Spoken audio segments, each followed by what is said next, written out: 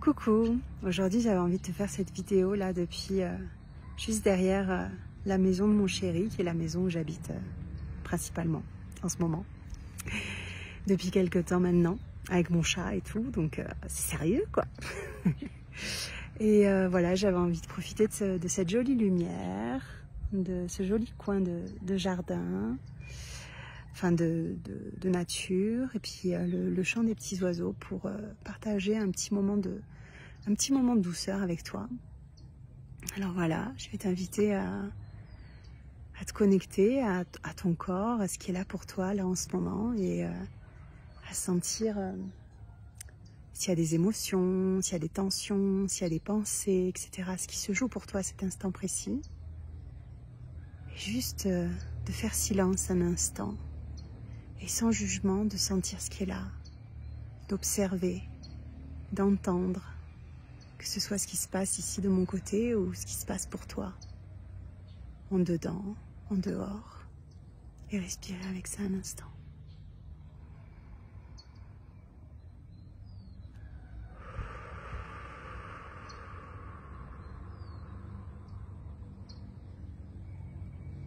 Je sais que c'est pas toujours évident, qu'on vit des choses qui sont pas simples, personnellement, collectivement, et que parfois, juste de s'asseoir un instant sans jugement, à écouter ce qui est là, ça permet de retrouver un petit peu de calme, ça permet de retrouver un petit peu de paix et de confiance, de foi.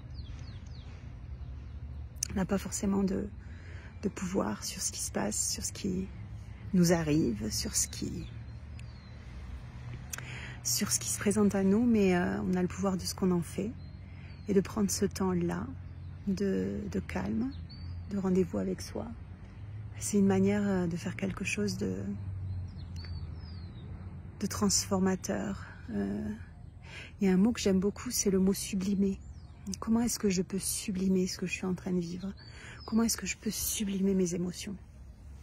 Et moi, pour sublimer mes émotions, par exemple, j'aime bien chanter. Je sens que c'est quelque chose qui me fait énormément de bien.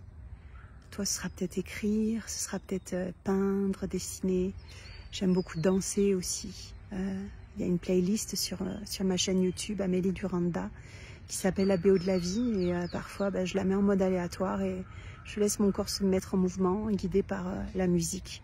Et comme ça, j'arrive à sublimer mes émotions, mes sentiments, ce que je ressens, ce que je vis. Alors, j'aimerais te poser la question de toi, en cet instant précis, comment est-ce que tu pourrais sublimer ce qui est là pour toi? Comment est-ce que tu pourrais en faire quelque chose de beau, et peut-être même d'une contribution, qui puisse être une contribution pour les autres. Parfois, une simple œuvre d'art, une simple chanson, un simple poème est une contribution pour les autres. Il n'y a pas besoin de chercher à faire des choses extraordinaires ou énormes ou grandes.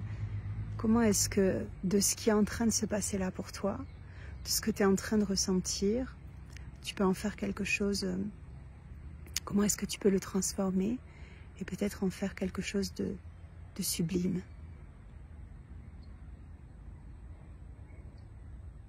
Et puis, j'aime bien aussi chercher le cadeau. C'est mon côté aventurière. Quand il se passe des choses un petit peu douloureuses ou un petit peu difficiles, au lieu de me laisser abattre, je me dis, ok, il y a peut-être un cadeau pour moi là-dedans, et là, dans cette épreuve, dans cette étape, ce serait quoi le cadeau? Ce serait quoi le cadeau de ce que je suis en train de vivre là? Et en fait, c'est un entraînement parce que maintenant, à chaque fois que je me retrouve confrontée à quelque chose d'un peu difficile pour moi, je me pose la question naturellement, et les réponses, elles viennent naturellement aussi. Donc je trouve qu'il y a toujours un cadeau.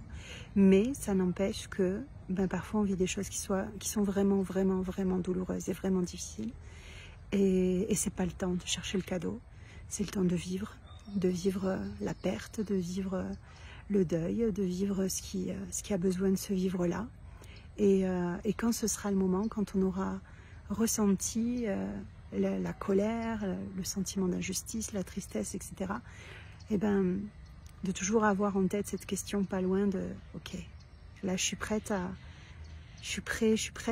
voir le cadeau là-dedans, donc s'il y en avait un, quel serait-il? Et c'est ça pour moi aussi la résilience, ce qui aide en fait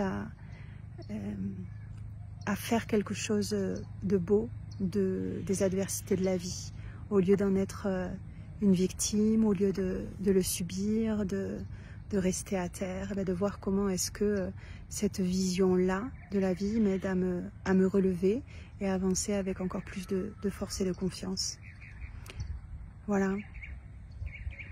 Et c'est ça aussi qui met de la magie dans ma vie, c'est ce regard-là qui fait que je me bats plus contre ce qui est, contre ce qui vient, mais je vois comment je peux le sublimer et chercher le cadeau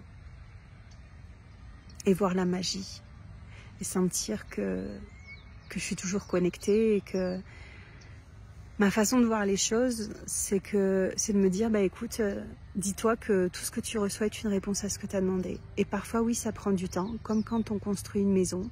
Il faut d'abord construire les fondations, puis les murs, puis, enfin, etc., etc. Je connais pas l'ordre, j'ai jamais construit une maison. Mais en tout cas, ce que je sais, c'est que ça prend du temps. Et que c'est pas pour ça que la maison elle va pas se construire, il n'y a pas de problème si ça prend du temps. Ça fait partie du cheminement, ça fait partie de